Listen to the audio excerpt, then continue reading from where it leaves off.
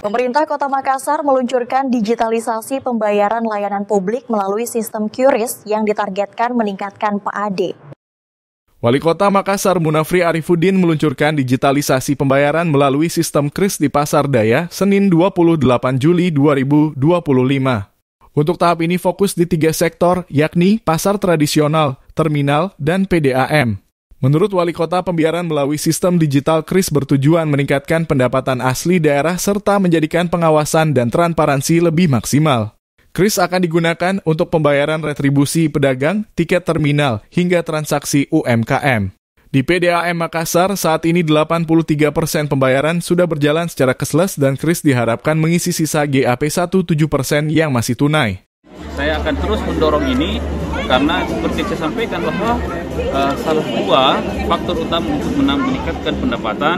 Yang pertama adalah bagaimana kita mendapatkan sumber-sumber pendapatan baru. Yang kedua, bagaimana mengawasi apa yang berjalan selama ini. Sehingga fungsi pengawasan ini salah satunya adalah dengan metode digitalisasi.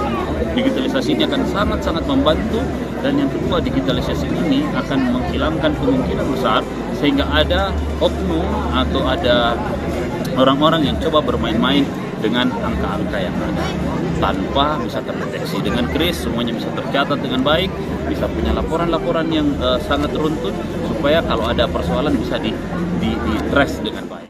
Seluruh SKPD, kecamatan, dan kelurahan diinstruksikan mengadopsi sistem digital agar pelayanan makin mudah dan modern. Langkah digitalisasi ini diharapkan meningkatkan efisiensi, meminimalisir keberadaan transaksi tunai, dan menjadi bagian dari Makassar menuju kota cerdas.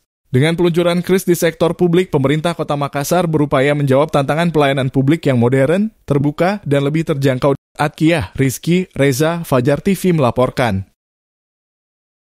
Terima kasih telah menonton. Jangan lupa subscribe, like, comment, and share. Saksikan terus informasi terbaru dengan menekan tombol lonceng hanya di channel Fajar TV.